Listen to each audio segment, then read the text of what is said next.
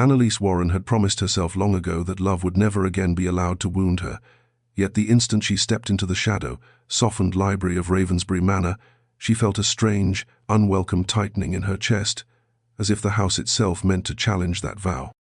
She told herself it was the dust, or the chill, or the sheer immensity of the ducal estate that now loomed over her new employment, but the truth pressed against her with quiet insistence.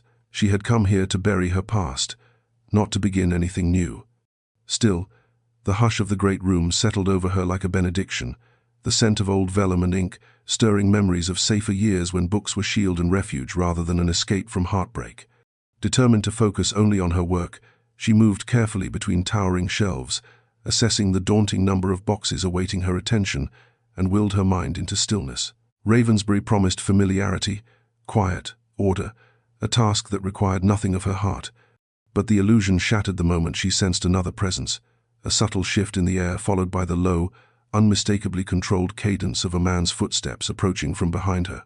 Tristan Blackwell, Duke of Ravensbury, stepped into the halo of light cast by the tall windows, and Annalise felt her breath catch with a violent, inexplicable jolt. She had known he would appear eventually. He owned the house, after all, but she had not expected him to look like a man carved from restraint and cold history, a figure whose very posture suggested the world had taught him to trust nothing and no one. His eyes, cool and assessing, swept over the room before settling on her with unnerving precision. Annalise managed a respectful greeting, though her pulse danced in ways that irritated her deeply. She had not traveled all this way to be undone by a pair of dark eyes. Tristan responded with polite reserve, but there was a tension beneath his civility, a subtle wariness that suggested even this brief conversation cost him effort. He asked about her progress, his gaze lingering on her in a way that felt both accidental and too deliberate to ignore, and though their words remained formal, something unspoken slid between them, an awareness neither wanted, neither welcomed, and yet neither dismissed. When he finally turned to leave, the silence he left behind felt different, charged, as if the walls themselves recognized the shift. Annalise drew a steadying breath, furious at the flutter beneath her ribs, reminding herself she had abandoned the notion of love long before arriving here. But as she returned to her work, her thoughts betrayed her, circling back to the Duke's guarded voice and the faint hint of loneliness etched into the lines of his face. She had come to Ravensbury to escape all this, not to feel again, not to wonder again, yet with a single unexpected meeting, the careful distance she had built around her heart began to tremble, and she feared, though she refused to say it aloud, that nothing about this assignment would remain as safe as she once believed. Tristan Blackwell had never believed in first impressions, for experience had taught him that charm was often nothing more than a carefully crafted disguise, yet something about Annalise Warren unsettled the rules he lived by the moment he saw her standing amidst the towering shelves of his late father's library. He told himself it was simply the disruption of routine, the presence of a stranger in a room he rarely entered anymore, but as he walked down the corridor after leaving her, he felt the familiar tightening in his chest that warned him he had let his guard shift, even if only by an inch. For years he had perfected the art of indifference, wearing restraint like a second skin after betrayal carved away whatever softness he once possessed. It was easier to trust no one, to maintain impeccable distance, to build walls so high no affection, true or false, could climb them. Yet that composure had flickered the moment Annalise looked at him with calm, unflinching eyes that held neither calculation nor coy expectation. She had regarded him as though he were merely a man interrupting her work, rather than the Duke who commanded half the county, and the startling neutrality of her gaze cut through him with unnerving precision. As he reached his study, Tristan paused, fingers tightening around the doorframe, irritated with himself for allowing even a moment of distraction in her presence. He sat behind his desk, forcing his mind onto estate affairs, the numbers and reports grounding him in the logic he trusted far more than emotion. Yet, infuriatingly, Annalise's face intruded between lines of ink, her quiet strength lingering like the faint scent of parchment that seemed to follow her. He had hired her because she came highly recommended, a skilled archivist capable of sorting decades of neglected documents, not because he wished for conversation or company. The less he interacted with her, the better. Still, by mid-afternoon he found himself walking toward the library again, offering the excuse that he needed to inspect a set of old titles recently unearthed. When he stepped through the doorway, he caught sight of Annalise perched on a small wooden stool, surrounded by stacks of meticulously organized folios. Her concentration was absolute, her brow furrowed slightly as she examined a fragile ribbon, sealed letter. She did not notice him at first, and Tristan stood there longer than he intended, oddly reluctant to disturb the quiet picture she made against the softened light. When she finally glanced up, surprise flickered across her face, followed quickly by composure. Their conversation was brief, polite, and painfully ordinary, yet he left feeling more disrupted than he had during any confrontation with his political rivals. As evening shadows lengthened across Ravensbury, Tristan acknowledged the truth he did not wish to name. Annalise Warren posed no threat to his estate, yet she unsettled the most tightly guarded parts of him, and that made her infinitely more dangerous. He vowed to keep distance beginning tomorrow, though even as he made the resolution, he knew he was already failing. Annalise returned to the library the next morning, determined to regain the composure she had allowed to slip the previous day, telling herself that Tristan Blackwell's brief visits meant nothing and should mean nothing, for she had come to Ravensbury to rebuild her life with quiet dignity, not to feel the faint tremors of awareness that his presence seemed determined to stir. Immersing herself in the archives helped. The whisper of parchment beneath her fingertips steadied her thoughts as she sifted through a cluster of forgotten letters tied with a faded blue ribbon, their edges softened by years of neglect. She read each one carefully, realizing they belonged to a duchess long past, who had written with remarkable tenderness about the estate, her family, and the quiet joys of a marriage rarely spoken of in public memory. The intimacy of the words touched Annalise more deeply than she expected, reminding her of emotions she had once believed lost. When she heard Tristan's footsteps approaching, she straightened instinctively, preparing herself for the polite formality that always seemed to mask a far more complicated undercurrent. Tristan entered with his customary restraint, but his gaze sharpened when he saw the letters in her hands. She explained their significance, expecting an indifferent nod, but instead he stepped closer, his expression shifting from curiosity to something gentler, almost wistful, as he asked if he might see them. The change was subtle but unmistakable, an unguarded moment from a man who rarely allowed himself such vulnerability. As Annalise handed him the letters, their fingers brushed lightly, and though neither spoke of the contact, something unspoken rippled through the quiet room. Tristan examined the delicate script with surprising reverence, then murmured a thoughtful observation about his grandmother's love for writing, an admission that revealed more of his inner world than any formal conversation ever had. Annalise found herself responding with a warmth she had tried hard to suppress, offering insights about the Duchess's emotional expressions, insights Tristan seemed genuinely taken by. Their exchange unfolded naturally, easily, as though some invisible barrier between them had softened without permission. When Tristan thanked her, his voice low, sincere, and absent of the defensive edge he usually carried, Annalise felt heat climb her throat, startled by how deeply the simple gratitude affected her. The moment felt suspended, fragile, dangerous. Aware of the shifting atmosphere, she stepped back, intending to restore propriety, but Tristan's gaze lingered on her with an intensity that made her heart falter. He glanced away quickly, clearing his throat, as if realizing he had allowed himself too much. Annalise returned to her sorting, though her fingers had grown unsteady, and Tristan lingered a second longer before leaving, the echo of his footsteps carrying a weight she could not decipher.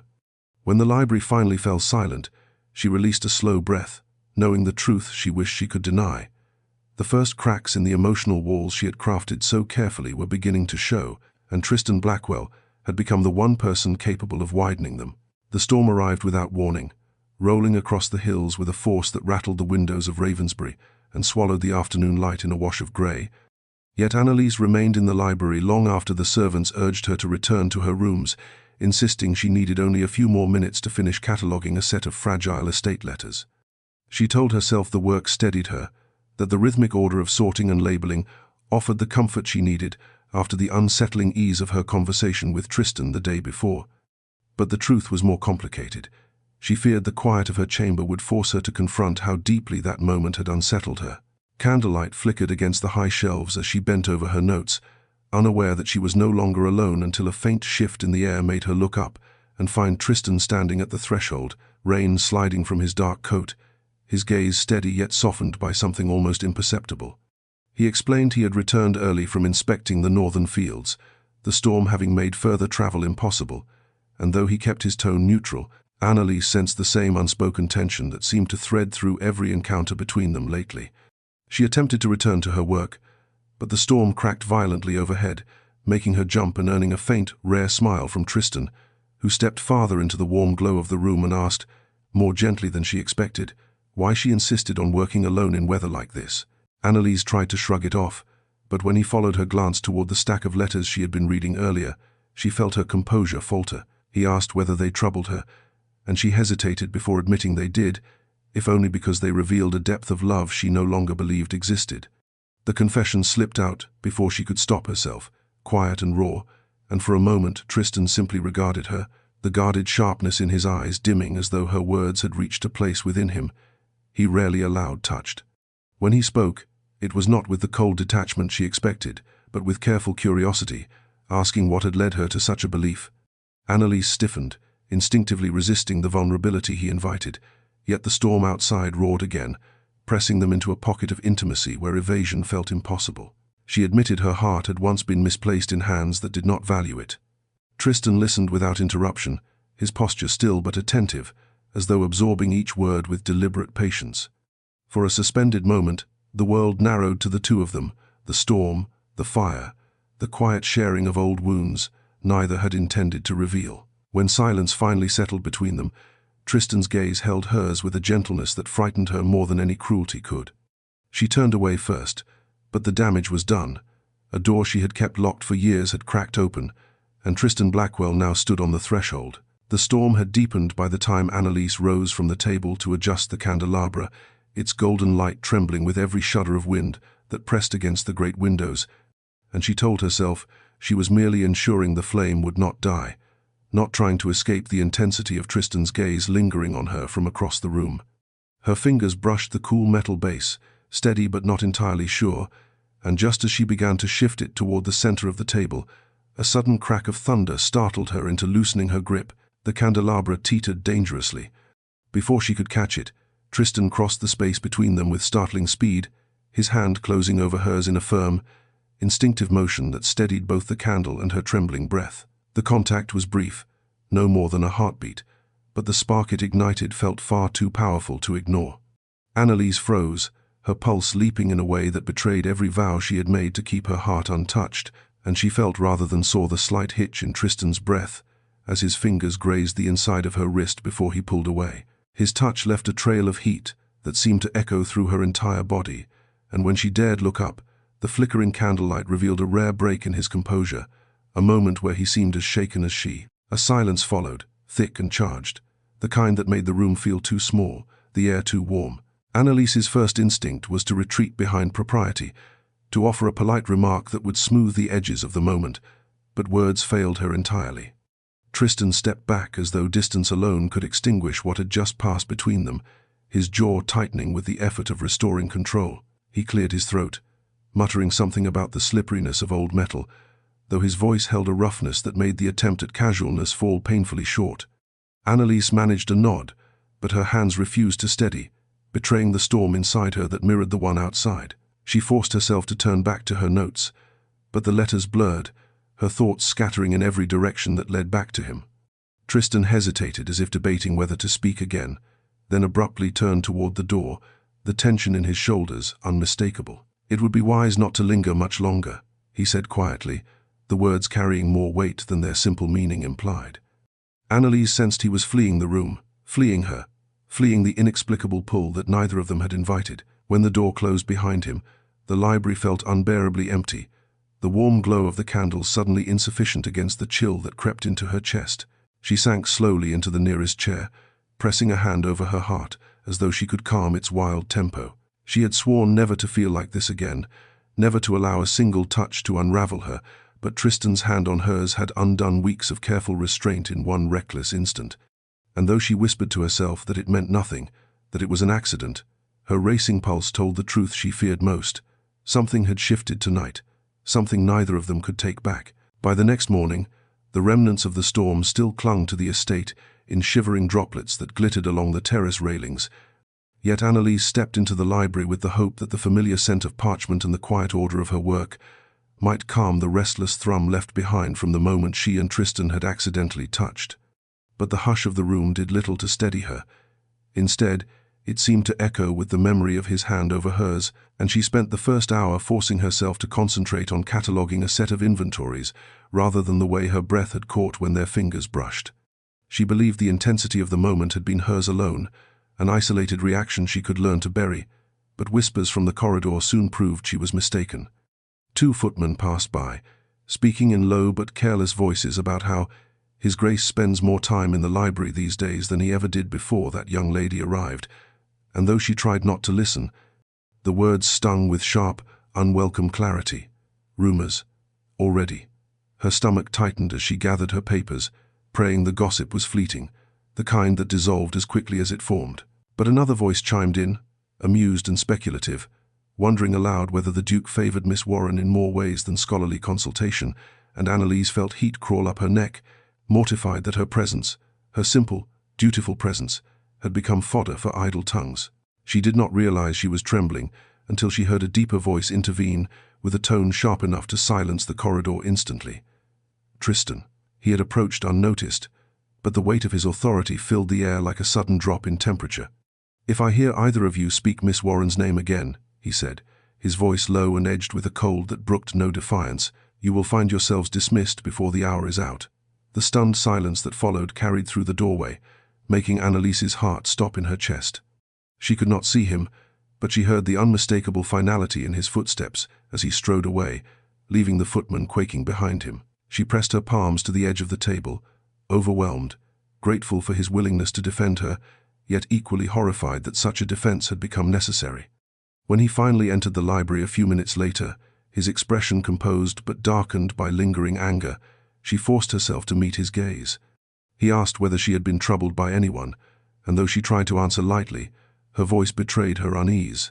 His jaw tensed, and he stepped closer, insisting no one would dare malign her again. The protectiveness in his tone sent a fresh tremor through her, one she fought to conceal. She thanked him quietly, trying to appear unaffected, but the truth was far more complicated. Every attempt she made to stay invisible seemed only to draw him nearer, and every step he took toward her, shielding her, defending her, blurred the fragile lines she had drawn around her heart, leaving her terrified of how easily they could break. Annalise escaped to the gardens the following morning, telling herself the crisp air and gentle rustle of the hedges would soothe the embarrassing heat that had followed her since the corridor incident, for the library, once her sanctuary, now felt too charged, too crowded with memories of Tristan's fierce defense and the way his voice had cut through the gossip like a blade meant to shield her alone. She walked the winding path with her arms folded tightly, trying to untangle the storm inside her chest, yet every attempt to quiet her thoughts only returned her to the same unsettling truth. He had defended her not as an employer would protect an employee, but with a possessiveness that left her trembling. She paused beside a rose arbor, inhaling the faint scent that clung to the petals after rain, and forced herself to breathe steadily. She needed clarity, distance, boundaries she could trust. But clarity fled the moment she heard his footsteps approaching, unhurried, yet unmistakably purposeful, the sound sending a startled shiver through her before she could compose herself. Tristan stopped a few paces away, his expression unreadable but softer than she expected, as though he had left behind the sharp edge she'd heard in his voice the day before. He greeted her with careful formality, but the tension beneath it was unmistakable, and Annalise, tired of dancing around what lay between them, met his gaze with a steadiness she did not entirely feel. She thanked him for defending her, yet her tone held enough restraint to make clear she wished to discuss the matter. He stiffened slightly, bracing for reproach. "I did what was necessary," he replied, but she shook her head, insisting that while she was grateful, the attention only fueled the very whispers she wished to avoid. The flicker of hurt that crossed his features surprised her, fleeting but potent, as though the thought of causing her discomfort unsettled him more than he cared to admit. When she asked why he came to the library so frequently, why he lingered even when she clearly wished to work alone, Tristan faltered for the first time since she'd known him. His gaze shifted, searching the manicured hedges as though the answer might be hidden among them. Finally, with a breath too slow to be casual, he confessed he did not entirely know why. "I find myself thinking," he said quietly, the word carrying more weight than she expected, "and I suppose your company does not disturb those thoughts." Annalise's heart jolted painfully at the admission, for though the phrasing was measured, The meaning beneath it shimmered with a vulnerable truth he likely had not intended to reveal. She looked away, unable to bear the intensity between them, muttering that he need not trouble himself over her work or well-being. But Tristan took a step forward, his voice lowering with a gravity that made her breath hitch. "It is not trouble." There was nothing flirtatious in the statement, nothing careless or indulgent, only sincerity, raw and unguarded, and it left her shaken. She retreated a half-step, overwhelmed by the swell of emotion she had sworn never to feel again. The garden felt suddenly too quiet, too intimate, and as Tristan watched her with an expression that held both caution and longing, Annalise realized with a quiet, aching certainty that whatever stood between them had moved past the point of denial. The fragile calm Annalise had managed to regain after the garden encounter shattered that afternoon when a letter arrived among the usual estate correspondence, its familiar slanted handwriting freezing her breath in her throat before she even broke the seal. Edmund. The name alone summoned a storm of memories she wished she could bury beneath the quiet order of Ravensbury's archives, but the moment her eyes skimmed the sharply penned words, a cold sickness settled in her stomach.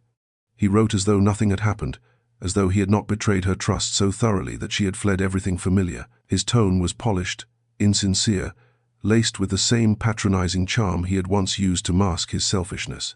He urged her to return, speaking of misunderstandings and second chances, reminding her of obligations she no longer recognized. Annalise's hands tightened around the letter until the paper crinkled, a tremor racing through her as a tide of old humiliation rose to meet her. She folded the page quickly, pressing it against her chest as though hiding it physically could keep the past from clawing its way into her new life. But she was not alone. Tristan had entered the library without her noticing, his approach silent enough that she only realized he stood a few paces away when she turned abruptly and found him watching, his gaze piercing with restrained curiosity and something sharper, protective. She forced a steady breath, willing her face into calmness, but she saw the momentary flicker in his eyes as he caught sight of the name scrawled on the envelope. Edmund Sinclair. The tightening of Tristan's jaw was subtle but unmistakable, and Annalise felt heat flood her cheeks, fearing he would misinterpret the situation entirely. She attempted to tuck the letter discreetly among her things, yet the gesture only heightened his suspicion. "You seem troubled," he said in a tone carefully stripped of emotion, the kind he used when instinct warned him to retreat behind the steel of his dignity. Annalise opened her mouth to offer some dismissive reassurance, but her voice faltered, tangled in hurt she had thought dormant.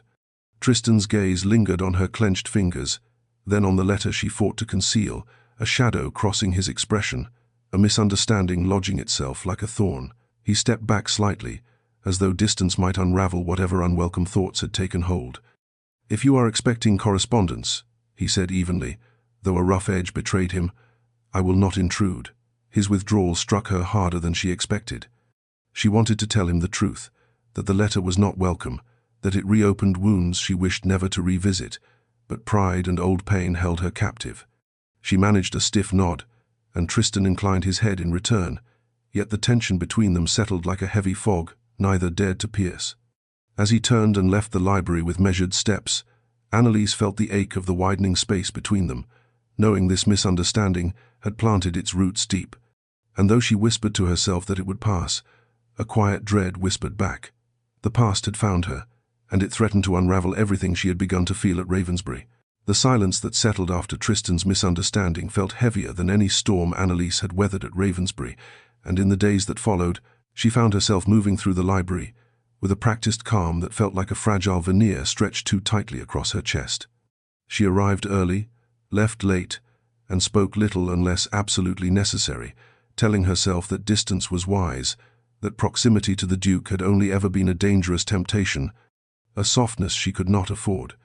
Yet each time Tristan entered the room, her pulse betrayed her restraint, beating with a desperate confusion she refused to acknowledge. He no longer lingered near her desk or asked casual questions about her progress. His greetings, once warm in their quiet way, had cooled into polished formality, and the ease that had begun to grow between them evaporated like mist beneath harsh sunlight. Annalise felt the loss keenly, though she kept her hands steady as she worked, refusing to let her emotions bleed into the neat lines of her catalogued notes. Tristan, for his part, moved through the library like a man determined to forget he had ever been vulnerable in it. He kept his distance, offering only curt nods or brief instructions, avoiding even the accidental brush of proximity that had once threatened his careful composure. Yet beneath his controlled exterior, an irritation smoldered, directed at himself, at her, at the unexplained ache that tightened inside him whenever he caught sight of the sorrow shadowing her eyes. He told himself her quietness was none of his concern, that whatever correspondence she awaited or cherished had no bearing on him. But the memory of her pale fingers clutching that sealed letter haunted him more than he wished to admit. The thought that she might long for another man, might still hold affection for someone undeserving, clawed at him in ways he could hardly understand. And so he retreated, placing a careful wall between them, telling himself it was for the best. But the distance was not relief, it was torment. Annalise felt each clipped exchange like a small, deliberate wound, and though she tried to rationalize his coldness as a return to the aloof Duke she had first met, the truth settled more painfully. They had glimpsed something tender, something fragile and new, and now they were both pretending it had never existed. She caught him watching her once, his expression unreadable, as though he wished to speak but could not find the words. She lowered her gaze quickly, fearing her heart might fracture under the weight of what remained unspoken. By the time the sun dipped behind the estate's ancient oaks each evening, she found herself exhausted, not from the demanding work of archiving, but from the emotional contortions required simply to remain composed in his presence. As she extinguished the candles one evening, the last glow fading from the library's towering shelves, Annalise whispered to herself that this distance was safer, that it would protect her from falling deeper into something that could never be. Yet even as she spoke the lie aloud, her heart throbbed with the quiet devastation of knowing she already had.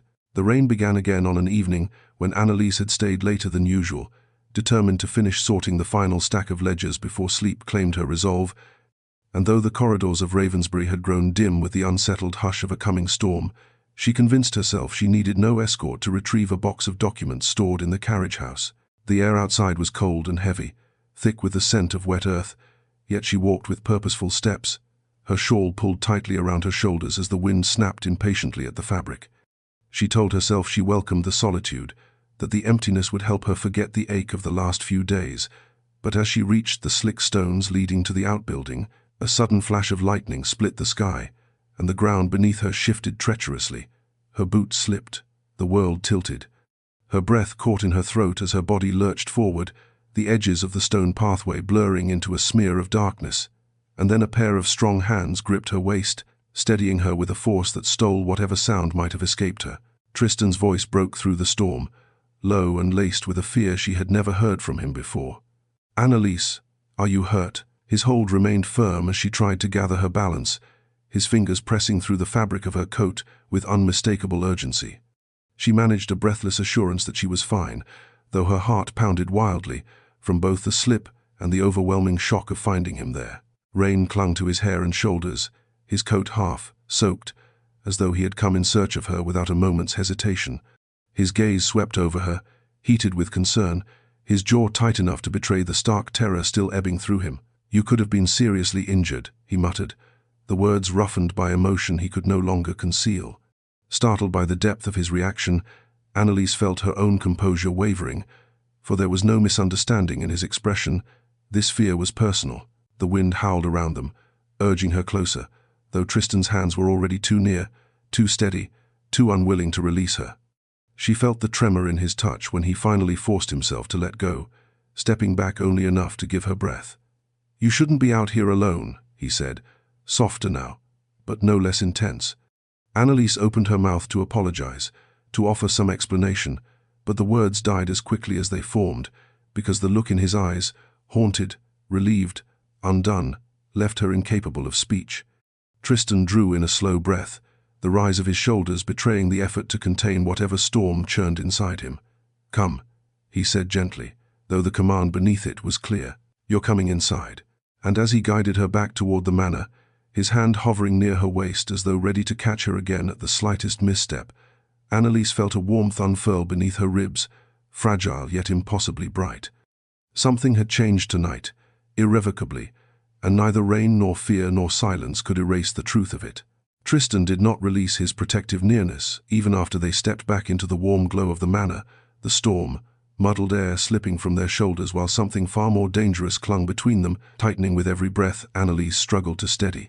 He guided her into a small sitting parlor near the library, insisting she sit while he lit another lamp, his movements sharp with agitation, as though the memory of her near fall replayed relentlessly behind his eyes. When he finally faced her, rain, dark hair clinging to his forehead, she saw a rawness in him that stripped away every polished veneer he typically wore. "You could have been badly hurt," he said, softer than before but with an edge that betrayed how fiercely the moment had shaken him. Annalise attempted a reassuring smile, claiming it had been nothing more than a misstep on wet stones, but Tristan's expression hardened with a frustration that was not anger at her. It was fear, fear he could not disguise nor fully understand. He dragged a hand through his hair, pacing once as though the walls themselves pressed too tightly around him, and when he spoke again, the words tumbled out with a vulnerability that left her breathless. "I cannot bear the thought of something happening to you." The confession settled into the air with a weight that made Annalise's pulse stutter. She watched him, stunned, as he stood before her like a man wrestling with emotions he had spent years locking away. She whispered his name, prompting him to continue, though she was scarcely prepared for the truth he revealed next. He spoke of the betrayal that had nearly destroyed his family's standing, the fiancé who had turned affection into advantage, using his trust as a weapon and leaving deep fractures in his belief that any sincerity from a woman could be genuine. His voice remained low, but each word trembled with the heaviness of old wounds, wounds that had shaped the man he had become, guarded, mistrustful, determined never again to allow vulnerability a foothold. Annalise listened quietly, absorbing every word with a compassion she did not need to force, for she recognized the pain behind his restraint as intimately as she recognized her own. When he paused, almost ashamed of the truths he had laid bare, she spoke with gentle steadiness, admitting that she too had been deceived by a man she trusted implicitly, a man who had stolen not only her future, but the innocence of believing love was safe. The silence that followed did not distance them, it drew them closer, binding their shared ache in a fragile but undeniable thread of understanding. Tristan lowered himself into the chair opposite hers, elbows on his knees, head bowed slightly as though the weight of being understood after so long left him unmoored. She felt something inside her soften, dangerously, irrevocably, as she reached out, not to touch him, but to allow the space between them to hold the sincerity neither could speak aloud. When he finally lifted his gaze to hers, the guarded steel in his eyes had melted into something far more vulnerable, a quiet plea she felt deep within her chest. In that moment, Annalise knew they had crossed a threshold neither could retreat from, and the knowledge terrified her as deeply as it warmed her. The fire crackled softly in the small sitting room, its golden glow casting shifting warmth across the walls as Annalise and Tristan lingered in the quiet that followed their shared confessions. A fragile stillness that felt at once intimate and perilous, as though a single breath too deep might shatter whatever delicate thread now bound them. Annalise sat with her hands clasped tightly in her lap, trying to settle the trembling that pulsed beneath her skin, for she had not expected the night to reveal so much. Not from him, not from herself. Tristan watched her with an intensity that unsettled her deeply, not harsh or guarded as before, but softened by vulnerability and a longing he seemed unable to disguise. When she finally lifted her gaze to meet his, their eyes locked, and the room seemed to shrink until nothing existed but the charged silence between them. He rose slowly from his chair, as though approaching her were an action that required caution, reverence, and a careful surrender of the walls he had spent years constructing. Annalise's breath caught, her heart tightening with an ache that frightened her, for she saw in him not the cold duke, but the man beneath, the man who feared, who felt, who had unraveled before her in ways he likely had never intended. He paused beside her chair, the air thick with the weight of unspoken emotion, and gently reached to adjust the edge of the shawl that had slipped from her shoulder. The gesture was simple, quiet, but it carried a tenderness that struck her with more force than any grand proclamation.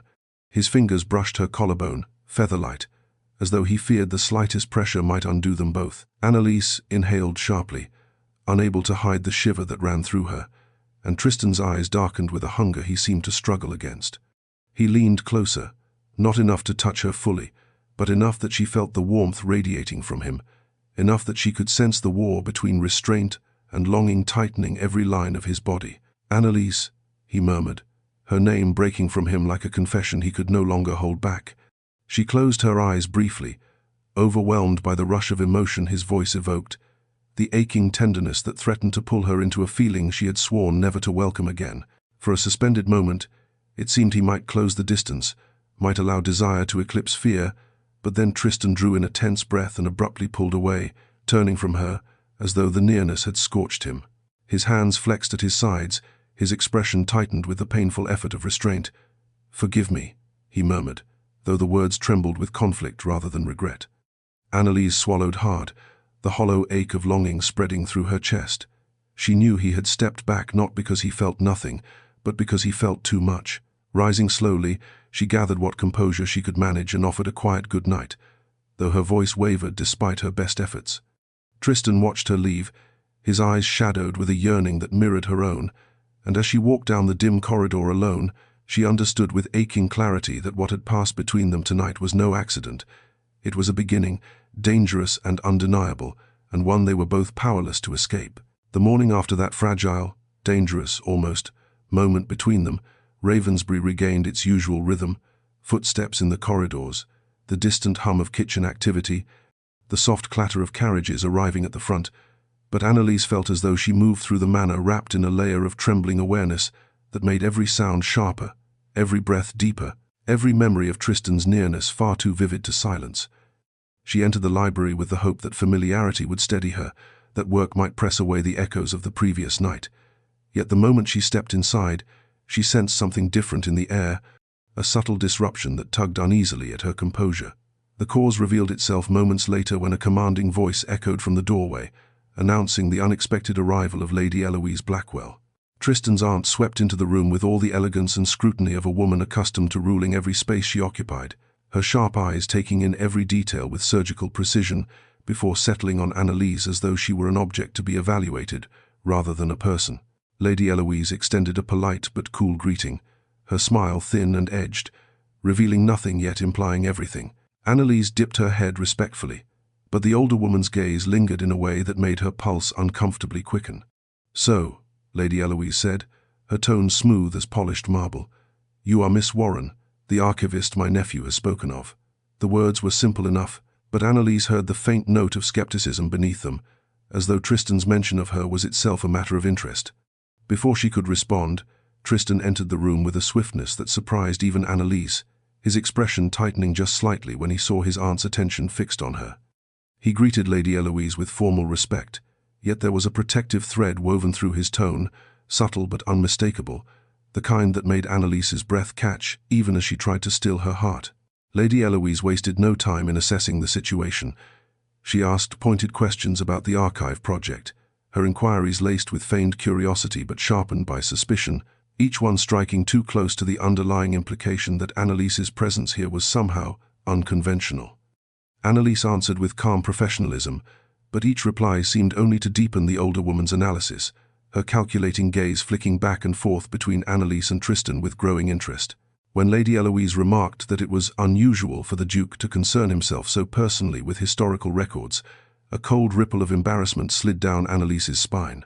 Before she could form a reply, Tristan stepped in with quiet authority, his voice leaving no room for misinterpretation.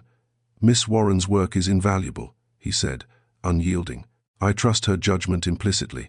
The shock on Lady Eloise's face lasted only a heartbeat, quickly masked by a polished nod, but the damage was done. Annalise felt the words strike through her, equal parts comfort and danger. Tristan's defense was both her salvation and her undoing. It drew an invisible line in the room, one Lady Eloise had certainly noticed, and Annalise knew with a sinking heart that nothing between her and the Duke was nearly as hidden as they had once believed. Lady Eloise's presence lingered in the air long after she swept out of the library, leaving behind the faint scent of lavender and the far stronger impression of calculated disapproval, and Annalise felt her composure waver as she returned to her sorting table, her hands moving with practiced precision that belied the turmoil tightening inside her chest. She reminded herself that she had expected scrutiny the moment she accepted a position within a noble household, especially one as prominent as Ravensbury, but the sharpness of Lady Eloise's gaze had unsettled her far more than she cared to admit. She could not deny that the older woman had seen too much, or at least sensed it, the tension that hovered between Annalise and Tristan like an unspoken vow, neither had dared to name.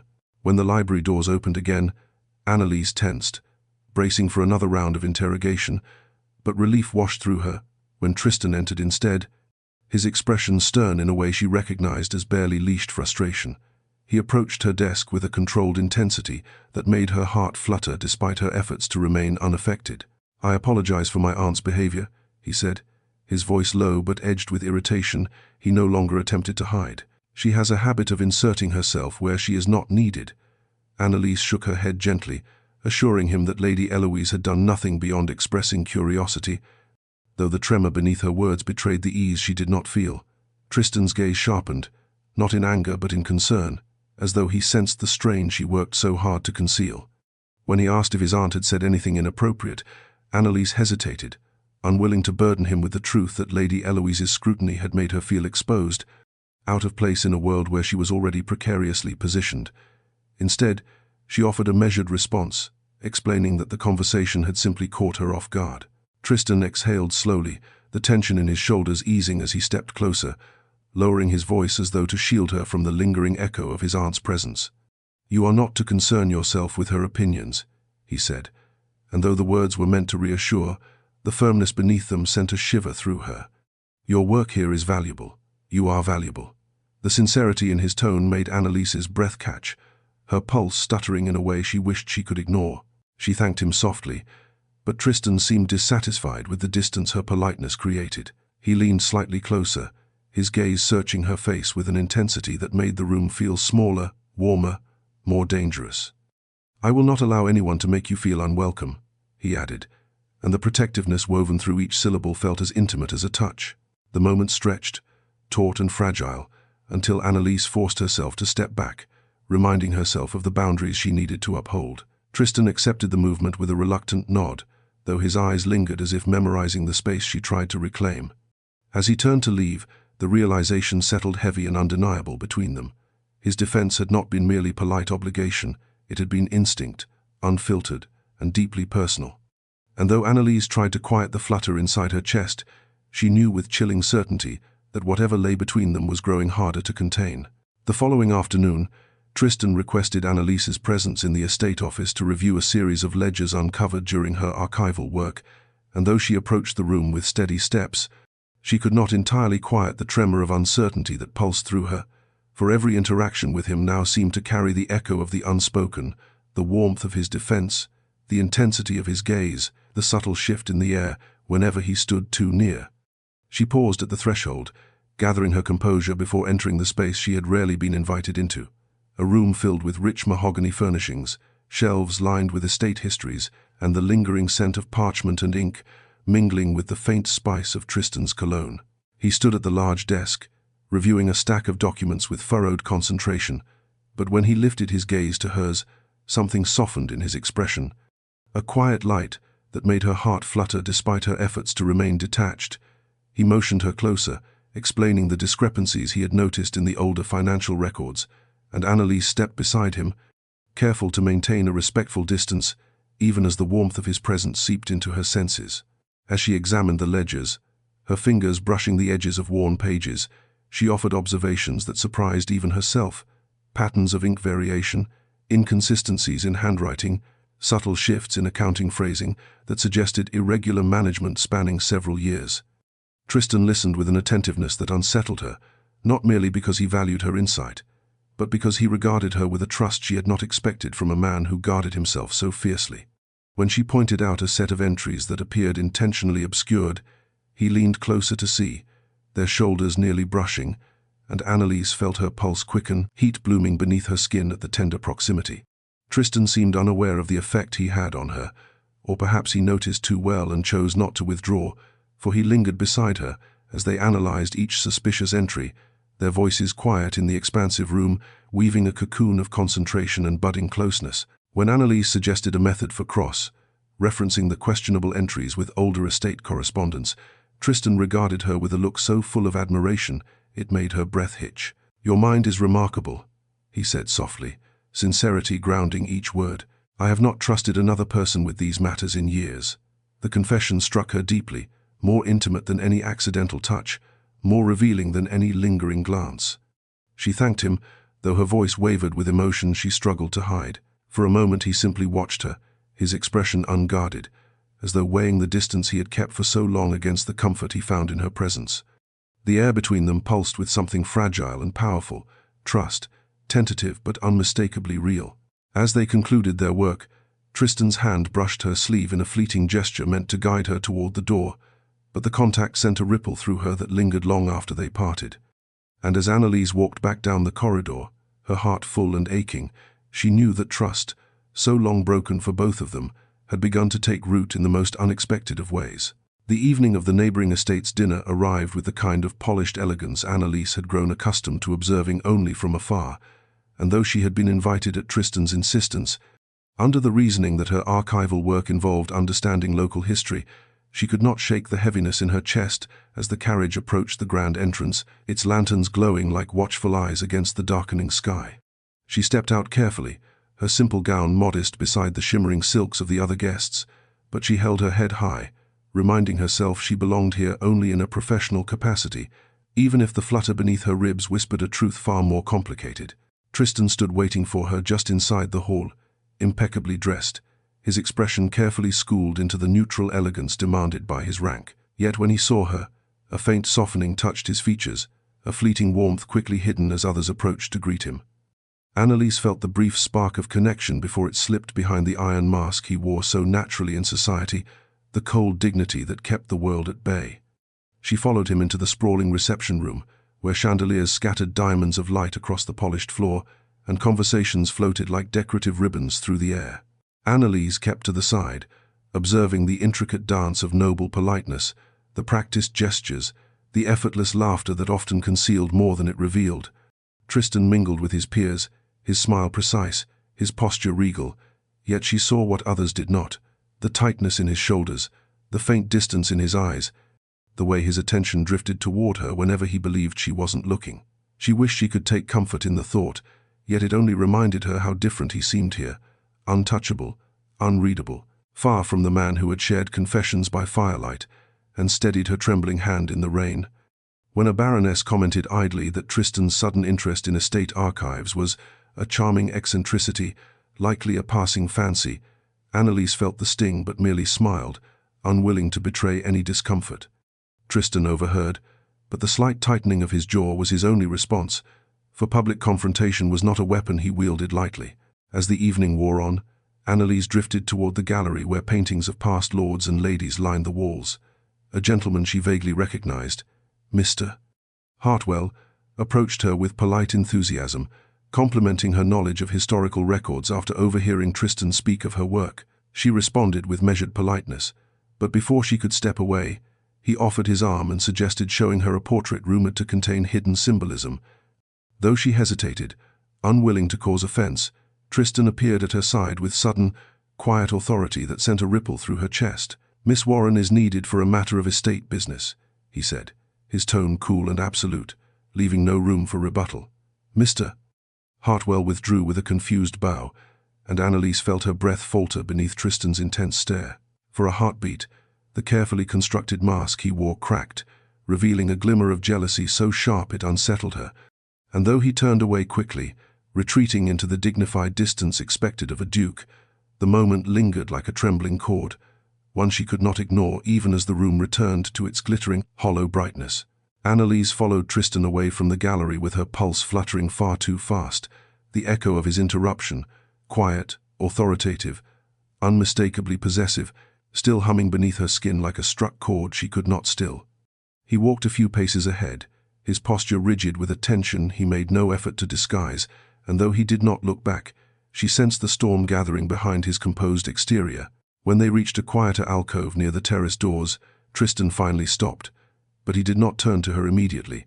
Instead, he braced one hand against a marble column, as though steadying himself against an unseen force. Annalise hesitated, unsure whether to speak or retreat, but the question lingered too heavily between them. She gathered her courage and asked softly whether something had displeased him. At first, he gave no reply, and she wondered if he intended to ignore the matter entirely, but when he faced her at last, the emotion in his eyes startled her, jealousy, sharp and raw, flickering beneath the surface of his restraint. "Mr. Hartwell was overly attentive," Tristan said, his voice low and strained, as though every word battled his instinct for control. Annalise blinked in surprise, taken aback by the accusation hidden within his observation. She reminded him gently that the man had done nothing improper, that he had merely engaged her in conversation about the gallery's portraits. But Tristan's jaw tightened at her attempt to dismiss the matter, his expression darkening in a way that revealed more than he intended. "You seemed comfortable with him," he murmured, the slight hesitation around the word betraying a vulnerability he clearly wished he had concealed. Something inside Annalise shifted, an ache of disbelief mingling with frustration. She stepped closer without thinking, compelled to confront the meaning beneath his troubled tone. "Why should it matter if I did?" she asked quietly, her voice softer than the rapid beating of her heart. The question struck him like a blow. Tristan inhaled sharply, but no explanation came, only the stiff rise and fall of his chest as he struggled to contain the truth, threatening to escape. Annalise waited, breath suspended, but after a long moment he looked away, retreating behind the familiar wall of cold dignity. "It does not," he said too quickly, too tightly, and the lie settled between them with crushing weight. Hurt flickered through her, swift and unbidden. She forced a small nod, though her throat ached with disappointment, and stepped back before her composure fractured. Tristan saw the movement and flinched almost imperceptibly, as though realizing too late what his denial had cost. But neither of them spoke again. They simply stood in the soft spill of lantern light, silence widening like a wound they did not yet know how to close. The tension from the dinner did not fade with the dawn. Instead, it settled over the manor like a thin, unyielding frost, chilling every attempt Annalise made to return to her usual calm. Tristan's denial, swift, sharp, and painfully unconvincing, echoed through her long after they left the neighboring estate, and though she told herself not to dwell on it, her heart refused such discipline. She arrived at the library earlier than usual, hoping the comfort of her work might steady the ache that clung to her, but even the familiar scent of parchment could not soothe the sting of feeling foolish, for having hoped Tristan's jealousy meant something deeper than irritation. The library felt strangely hollow without the warmth of his glances, or the subtle undercurrent that once pulsed through every quiet moment between them. She moved through her tasks with mechanical precision, each neatly organized page another reminder of the distance that now stretched between their hearts. When Tristan entered later that morning, his footsteps slower than usual, she did not look up immediately, unwilling to risk revealing the lingering hurt etched across her features. He greeted her with stiff politeness, the kind he used with distant acquaintances, and the brittle tone pierced her resolve. She answered with equal formality, each syllable carving another small fracture between them. Tristan lingered as though trying to find an anchor in their usual rhythm, but the warmth they had once shared lay buried beneath layers of misunderstanding neither knew how to navigate. At one point he approached her desk to inquire about the ledger discrepancies they had been exploring, yet even that conversation felt strained, stripped of the quiet, growing trust that had defined their earlier collaboration. His gaze flickered toward her with something like regret, but every time she met his eyes, he looked away first, as if ashamed of the turmoil he had caused. By midday, Annalise excused herself under the pretense of needing fresh air, though her steps trembled with the weight of disappointment. She walked the long corridor slowly, chastising herself for allowing her heart to wander where it had no right to go, reminding herself that Tristan's life was steeped in expectations she could never fulfill. Yet the memory of his expression, haunted, conflicted, almost yearning, pulled painfully at her, whispering that his denial had been born of fear, not indifference. Still, fear or not, the rift remained. Later, she returned to the library to find Tristan gone, the air still holding the faint trace of his cologne, a reminder of his presence and his absence all at once. She closed her eyes briefly, letting the ache unfurl in silence. Whatever had bloomed between them had faltered, pulled taut by uncertainties neither knew how to voice. And though she told herself distance was safer, the hollow ache in her chest whispered the truth. She missed him, terribly, undeniably, impossibly so. The quiet ache that had followed Annalise through the halls of Ravensbury grew heavier with each passing day, settling into her chest like a truth she could no longer ignore.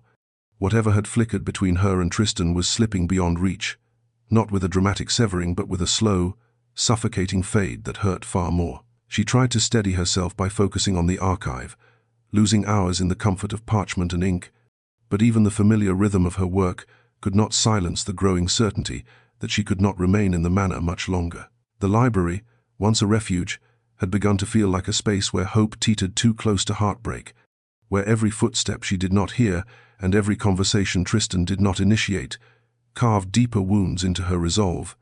She started compiling her completed files more quickly, tying neat ribbons around the organized bundles, as though each knot could help her detach from the emotions she desperately tried to bury. The staff had noticed her quiet withdrawal, offering polite smiles tinged with curiosity, but Annalise maintained a composed mask, determined not to reveal how fragile she felt beneath it. Tristan, however, noticed most acutely, though he tried to pretend otherwise. He saw the way she avoided lingering in rooms he entered, how her voice grew softer, distant, even when she spoke directly to him. He felt the shift like a blow, a hollowing in his chest he could neither explain nor escape, and yet he did nothing, held back by the same stubborn fear that had strangled his confession the night of the dinner.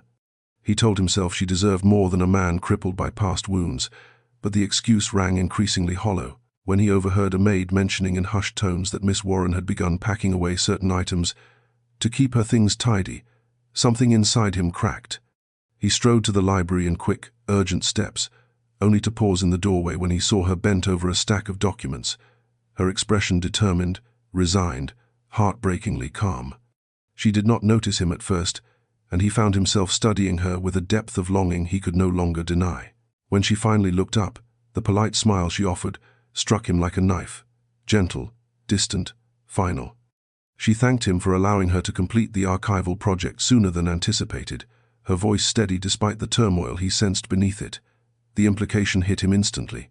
She meant to leave. The thought hollowed him, sending a cold rush of panic through his veins. But instead of speaking, he stood frozen, caught between fear of losing her and fear of reaching for something he still believed he might destroy. Annalise waited for a response that did not come, then lowered her gaze and returned to her work. And as Tristan turned away, the truth pressed upon him with devastating clarity. If he let her go now, he might never find the courage, or the chance, to bring her back. Tristan found Annalise again that evening, drawn to the library by an unrest he could no longer quiet, each step propelled by the fear that if he waited even a moment longer, she might vanish from Ravensbury and take with her the fragile, impossible hope he had tried so hard to deny. She stood at the far table, gathering a stack of documents with meticulous care, her movements controlled yet weighed with the kind of quiet resolve that chilled him more than any angry declaration could have. He paused in the doorway, wrestling with the instinct to retreat as he always had when emotion threatened to unmake him, but the thought of her leaving, of the manor dimming without her presence, forced him forward. "Miss Warren," he said softly, and though she turned immediately, the distance in her eyes struck him with painful clarity. She dipped her head politely, offering a greeting threaded with cool professionalism that sliced through him more sharply than he expected. He stepped closer, the air tightening with every inch he closed between them. "You have avoided me," he began, intending command, but his voice emerged quieter, almost uncertain. Annalise blinked, her expression steady, but dimmed by weariness. "I have only been focusing on my work, Your Grace." The title, formal, deliberate, landed like a barrier slammed between them. Tristan inhaled sharply, feeling the sting of it.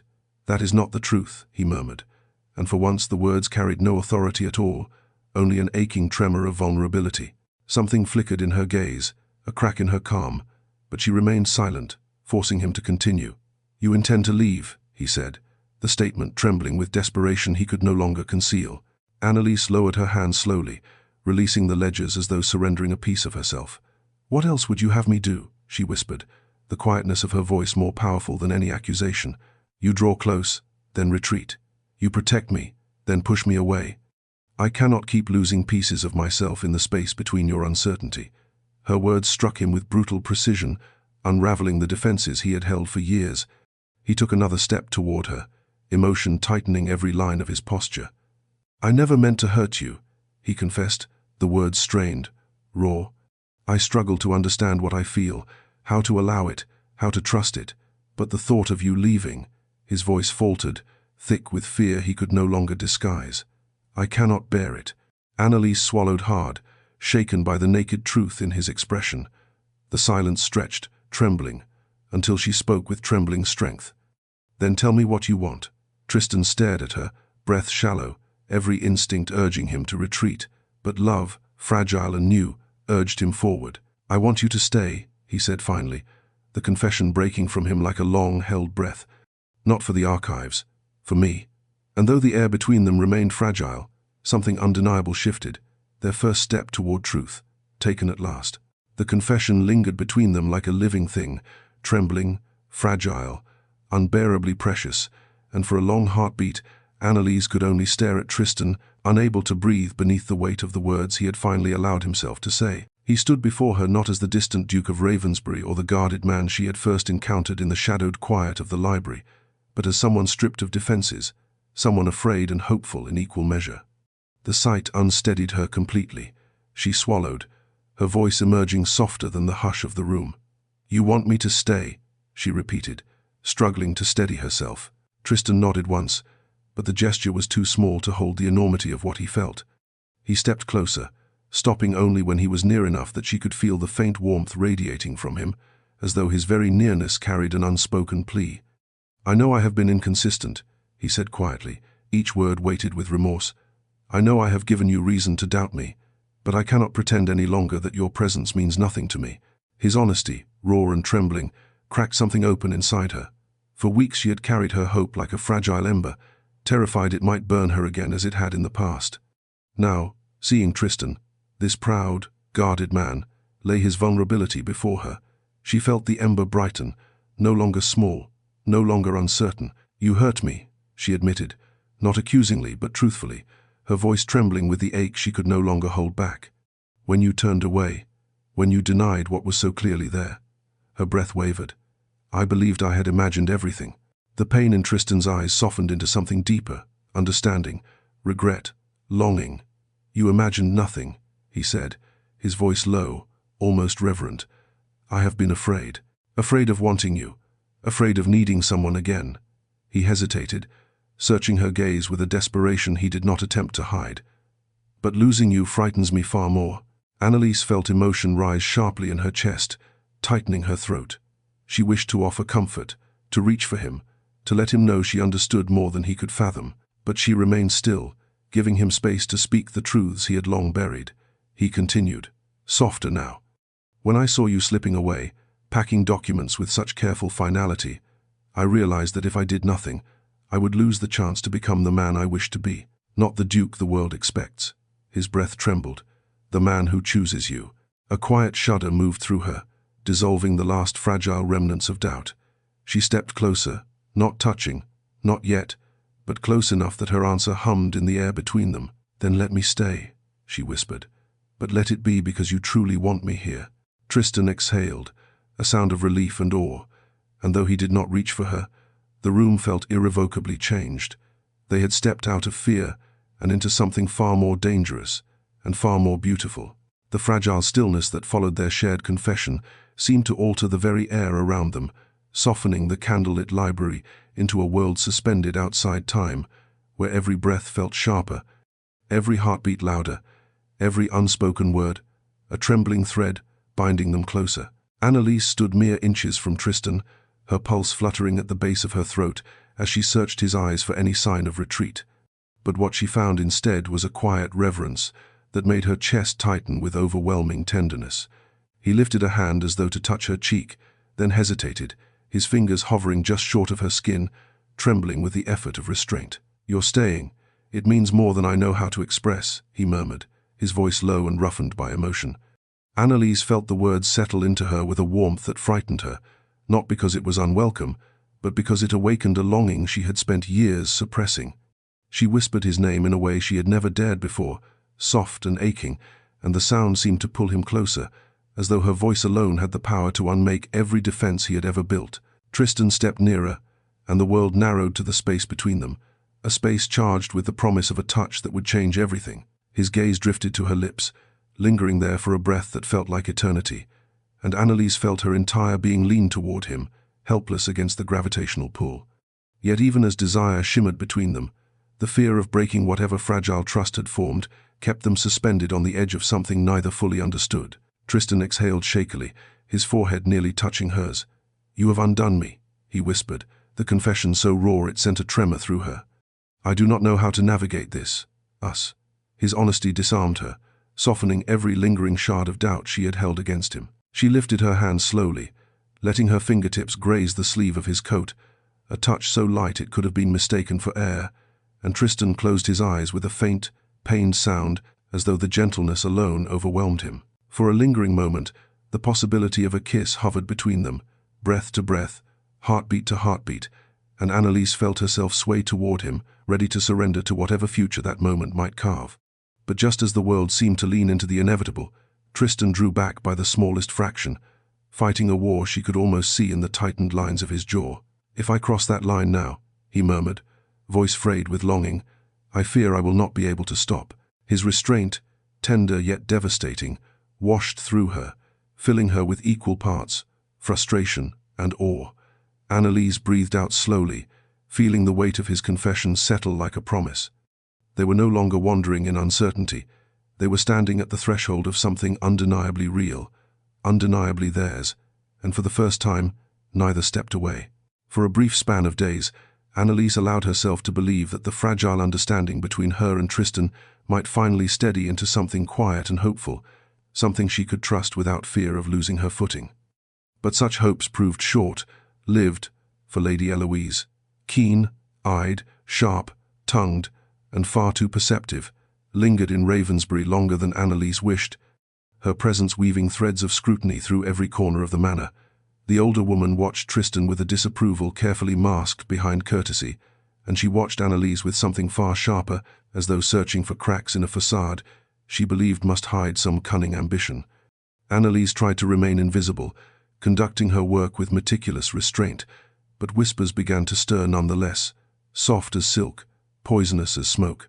Guests who visited the manor left with murmurs about how unusually attentive the Duke had become toward his archivist, how frequently he visited the library, how protectively he hovered near her during gatherings.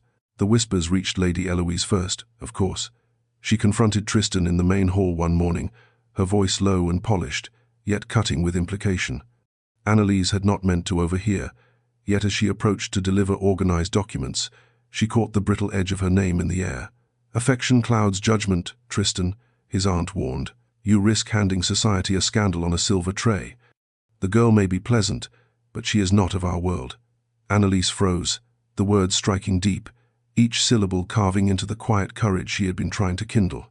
Before she could retreat, Tristan's response resonated through the corridor, cold and decisive. "Miss Warren's character is beyond reproach. Anyone who implies otherwise will answer to me." Lady Eloise went silent at the steel in his voice, but Annalise felt only a crushing mixture of gratitude and dread. His defense protected her and exposed her further. By afternoon, the whispers had grown louder. Two visiting ladies paused their conversation the moment Annalise entered the drawing room, offering tight smiles before leaning together in conspiratorial hush. A footman, mistaking her approach for someone else, muttered something about ducal favoritism before flushing crimson and rushing off. Annalise's cheeks burned, shame twisting through her even though she had done nothing improper. She fled to the library, seeking refuge in the rows of quiet, obedient books. But Tristan found her there minutes later, his stride purposeful, his gaze fierce with resolve. "I will not allow their talk to wound you," he said, voice low yet thunderous with conviction. But it already had. Annalise met his eyes, seeing not reassurance but the dangerous truth. His defense, public and unwavering, bound her to him in ways deeper than either of them had intended. And as the library filled with silence once more, she understood that the storm outside their hearts was no longer something they could ignore. Society had sensed the shift between them, and now, so had they. Annalise had barely begun to recover from the sting of society's whispers when a far more haunting echo from her past breached the quiet rhythm of Ravensbury. She had stepped into the front hall to deliver a set of finished archival summaries when the door opened behind her, letting in a rush of cold afternoon air and a voice she had prayed never to hear again. Annalise. Her name, spoken with polished familiarity, froze her where she stood. She turned slowly, and there he was. Edmund Sinclair, impeccably dressed, smiling as though they were old friends rather than the remnants of a broken engagement he had discarded without hesitation. A wave of dread rippled through her, prickling along her skin. Edmund's eyes swept over her with a proprietary air that made her stomach twist, his tone dripping with false warmth. "I heard you were here. Imagine my surprise to learn you abandoned your post in town without sending word." Annalise stiffened, her voice steady but her pulse racing as she replied that she owed him no explanation. Edmund's smile wavered, revealing the impatience she remembered too well. He stepped closer under the guise of conversation, lowering his voice into the familiar cadence of manipulation. "You cannot hide forever. You know we have unfinished matters." Before she could retreat, another voice cut through the hall, deep, cold, and brimming with barely contained fury. "Unfinished matters?" Tristan's presence filled the space like a shifting tide, his posture rigid, eyes narrowed with a protectiveness so fierce it pulled breath from Annalise's lungs. Edmund turned, masking his surprise with a shallow bow.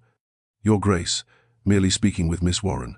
Tristan stepped between them with deliberate precision, his height casting a shadow that forced Edmund to look up. "You will choose your words carefully," he warned, his voice low enough to vibrate through the marble floor.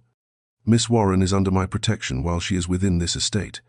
Edmund's expression curdled at the implication, irritation flashing beneath his polished facade. "Protection? How quaint," he murmured, though he took an involuntary step back. "She and I have matters that need resolution." "No," Annalise said firmly, finding her voice at last. "We do not." Something proud flickered across Tristan's features at her declaration, but Edmund's irritation hardened into contempt.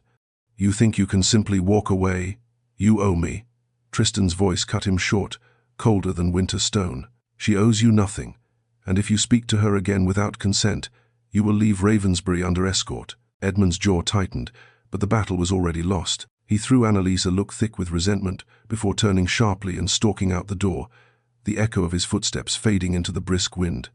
When silence returned, Annalise trembled, not from fear, but from the overwhelming relief of Tristan standing so unflinchingly at her side. He turned to her then, his expression softening with concern.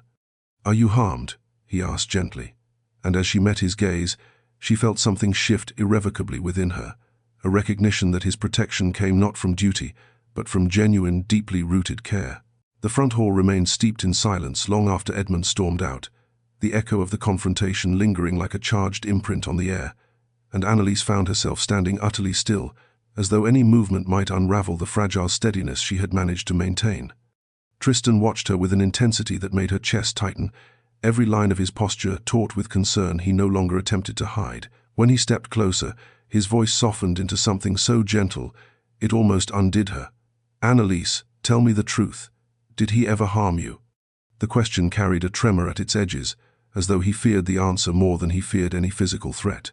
She shook her head, though the motion wavered. "No, not like that," she whispered. "But he made me feel small, trapped, as though any part of my future I dared to hope for was a foolish indulgence." Speaking the words aloud felt both liberating and painful, exposing wounds she had long kept tucked behind quiet resilience. Tristan's jaw tightened, anger flaring not at her vulnerability but at the man who had exploited it. Slowly, as though ensuring she could pull away at any moment, he reached for her hands, warm, steady, grounding, and the contact unraveled the last of her composure. A shiver moved through her, not from fear, but from the overwhelming tenderness in his touch. "He will not trouble you again," Tristan said firmly, his voice a vow rather than a reassurance. "Not while I draw breath." The conviction in his tone sent a tremor through her heart, stirring emotions so deep she barely recognized them. She looked up into his eyes, finding not only protectiveness there but something quieter, something far more dangerous. Devotion forming slowly, undeniably, as though he had fought it for weeks and finally surrendered.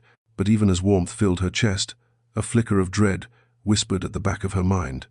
"Tristan," she murmured, her voice trembling, "your aunt, society, they already whisper about us.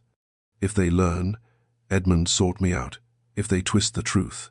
Tristan silenced her with a slight shake of his head, stepping closer until she felt his breath feather across her cheek.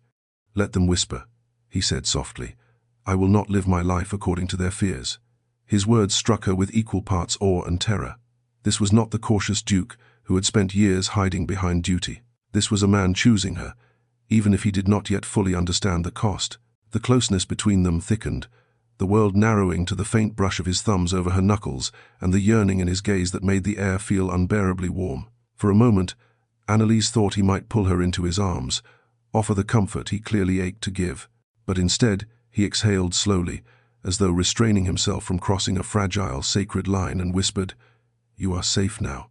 Yet beneath those words lay something deeper, unspoken, but fierce. She was more than safe. She was wanted. The hours after Edmund's departure felt strangely altered, as though the manor itself had shifted in response to the confrontation, its halls humming with a quiet tension that blended fear, relief, and something far warmer that Annalise scarcely dared to name. She returned to the library with Tristan beside her, their steps slow, their hands brushing occasionally in a way that sent sparks fluttering beneath her skin. When they reached the threshold, he paused as if reluctant to let the moment end, his gaze lingering on her with a tenderness that made her breath catch. Yet he did not cross the fragile line between them. Instead, he offered a soft reminder to rest and left with a backward glance that spoke volumes: yearning, protectiveness, restraint fighting desire. Annalise watched him disappear down the corridor, her heart swelling with confusion and something dangerously close to longing. She spent the remainder of the afternoon attempting to bury herself in work, but her thoughts spiraled again and again to Tristan's vow, his steady hands around hers, the tremor in his voice when he asked if Edmund had harmed her. Each memory chipped away at the walls she had so carefully built, leaving her chest open and aching in ways she had not anticipated. By evening, a light knock sounded at her door.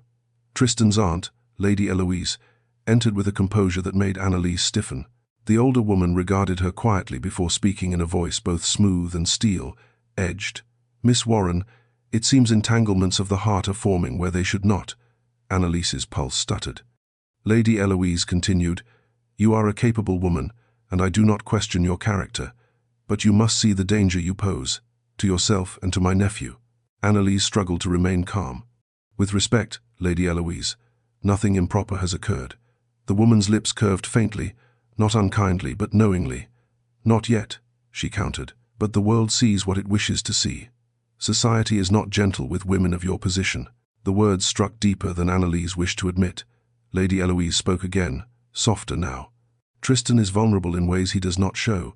His heart was wounded once, disastrously so. I fear he reaches for you out of pain, not clarity." Annalise felt the accusation twist inside her, not because she believed it, but because she feared how easily Tristan might.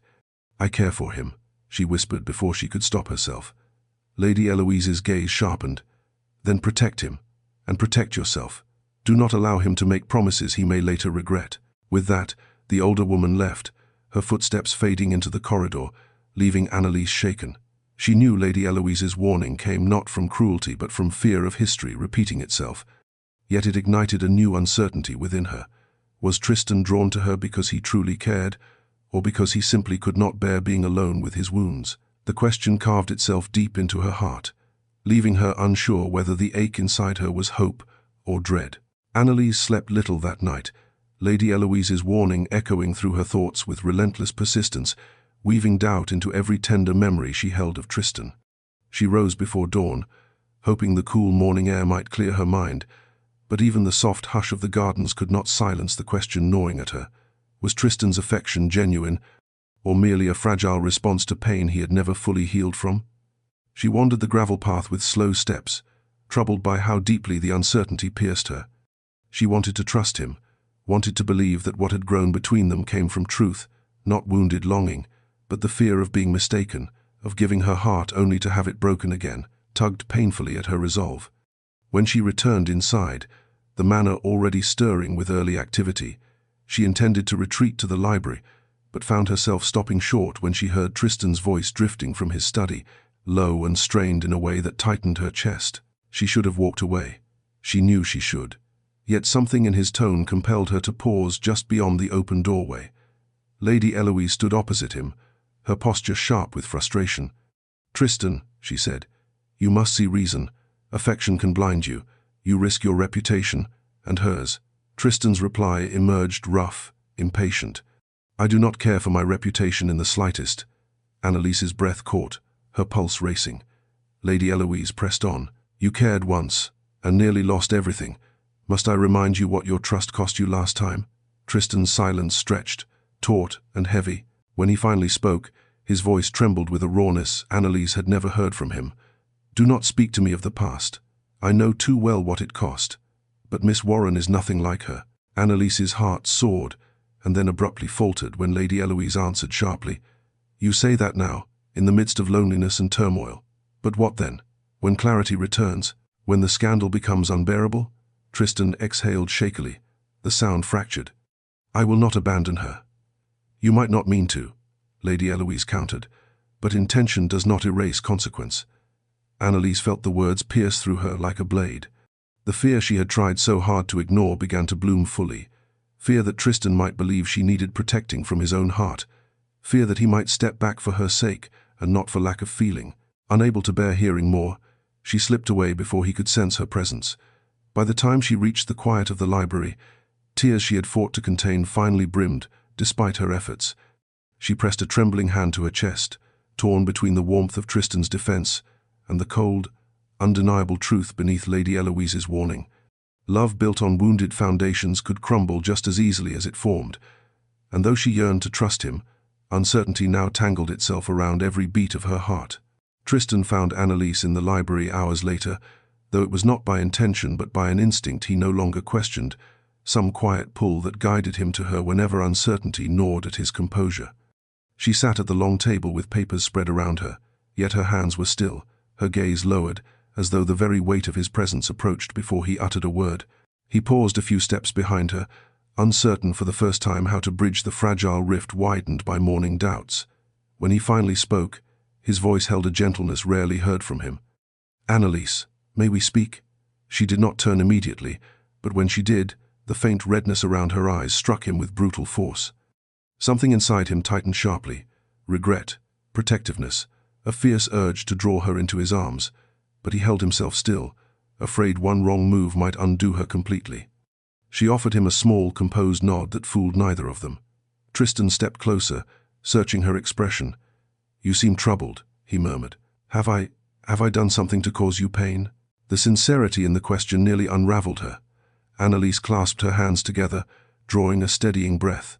"No," she whispered, though her voice wavered with every word. "But I fear—" She stopped, unsure how much truth she could bear to speak, how much vulnerability she dared to reveal. Tristan waited, patience carved into every line of his posture, yet tension radiated from him like heat. "I fear," she continued quietly, "that your feelings for me may be a reflection of wounds you have not healed, that I am merely a comfort in loneliness, or an answer to fears you do not yet understand." The silence that followed stretched too long, too heavy, and Annalise fought the urge to retreat, to take back her confession before it fractured whatever tentative hope still lingered between them. But Tristan did not recoil. Instead, he inhaled slowly, the sound trembling with emotion he could no longer conceal. "You believe I am confusing pain with affection." She lowered her gaze. "I do not want to be something you reach for only because you are afraid." Her voice cracked on the final word. Tristan's composure broke in an instant. He knelt beside her chair, an act so unexpected, so intimate in its humility, that Annalise felt her breath stop. "Look at me," he said softly. When she finally lifted her eyes, he held her gaze with raw, unguarded certainty. "I have feared many things, Annalise, but not you, never you." His voice thickened. "If I had met you without the shadows of my past, I would still have been drawn to you. You are not a balm to my wounds. You are the reason I wish to heal them." Her breath shuddered, a tear slipping silently down her cheek. Tristan reached up, not grasping, not claiming, but offering, brushing the tear away with a touch so tender it nearly undid her. In that fragile moment, the fear between them did not vanish, but it began, slowly, to loosen its grip. The quiet that followed Tristan's vow felt different from the silences that had once frightened Annalise, no longer a void filled with uncertainty, but a warm, trembling pause that carried the weight of something real, something neither of them needed to run from. Yet even as his touch lingered like a promise against her cheek, she sensed a shift in him, a gathering of words he had not yet spoken. Tristan rose slowly from where he knelt, his gaze never leaving hers, and for a moment he looked as though he stood on the edge of a precipice, torn between restraint and longing. "There is something I must show you," he said finally, his voice a careful blend of resolve and vulnerability. Annalise's pulse fluttered, uncertain but trusting, and she nodded. He guided her through the quiet corridors of Ravensbury, his hand hovering near her back, not touching, but close enough that she felt its warmth steady her steps. They reached a wing of the manor she had not yet explored, its corridor dim and untouched, dust motes drifting like faint ghosts through the filtered light. Tristan paused at a heavy oak door before pushing it open to reveal a room steeped in history and neglect. Faded draperies hung limply, a cracked mirror leaned against the wall, and the faint scent of forgotten years clung to the air. Annalise stepped inside cautiously. The space felt abandoned, yet intimate, private in a way that made her chest tighten. "This was meant to be the Duchess's suite," Tristan said quietly. "Prepared years ago, before my engagement." He crossed the room and touched the edge of an ornate vanity, the gesture filled with a sorrow Annalise recognized instantly. "After the betrayal, I had this wing sealed. I could not bear the sight of it. The future I believed in." He exhaled. "Gone." Annalise swallowed, the heaviness of his pain settling around them like a fragile shroud. "Why bring me here?" she asked softly. Tristan turned to her then, and his expression, unshielded, earnest, struck her with breath, stealing force. "Because I want you to see what I am offering," he said. "Not the past, not its shadows." His voice trembled, but his gaze held unwavering conviction. "I wish to reopen this wing, not because of duty or expectation or the title I carry, but because for the first time in years, I can imagine a future again, one not built on fear." He stepped closer, the space between them charged with emotion. "I can imagine it, with you." Her breath faltered, her heart surging painfully at the raw honesty in his words. She touched the edge of the vanity gently, imagining the room restored, filled with light, belonging not to ghosts but to hope. When she turned back to him, tears shimmered though she fought them. "Tristan," she whispered, her voice breaking. "Do not imagine for my sake, only if it is truly your heart's desire." He reached for her hand then, clasping it with quiet reverence. "It is," he said simply, and in that moment, the abandoned room felt as though it took its first breath in years. The days that followed their intimate moment in the abandoned wing unfolded with a gentleness Annalise had never expected, as though the manor itself sensed the shift between them and softened its very walls in response. Tristan kept his distance in the way of physical propriety, yet his presence lingered near her with a new steadiness, quiet, intentional, unguarded. He visited the library not out of pretense or habit, but with a sincerity that warmed Annalise's heart. Sometimes he brought documents requiring her insight. Other times he simply asked how she fared. His voice held none of its former restraint, and though he still fought the instinct to retreat into formality, each conversation chipped away another layer of the internal armor he had worn for years. Annalise felt herself opening in return, no longer afraid to meet his gaze, no longer terrified of the hope stretching slowly toward her like sunlight after winter. Yet beneath their growing closeness lingered another truth, one neither had yet spoken aloud. They could not remain suspended in this delicate balance forever. Something had to shift, to be chosen, to be declared. That shift arrived one afternoon when Tristan summoned her to the restored chamber, once a symbol of loss, now freshly aired, touched by light for the first time in years. He stood near the window, the late sun casting amber warmth across his features, making him look impossibly human, heartbreakingly sincere. Annalise felt her breath falter. "You reopened it," she whispered, emotion tightening her throat. Tristan nodded, his gaze softening. "I told you I wished to imagine a future again," he said quietly. "But imagination is not enough, not for what I feel." He approached her slowly, each step measured as though he feared startling her. "There is something I must ask, something I have delayed because of fear, fear of failing you, fear of repeating old wounds." His voice trembled. "But I can no longer allow fear to rule me." Annalise's heart began to pound, a trembling mix of anticipation and disbelief.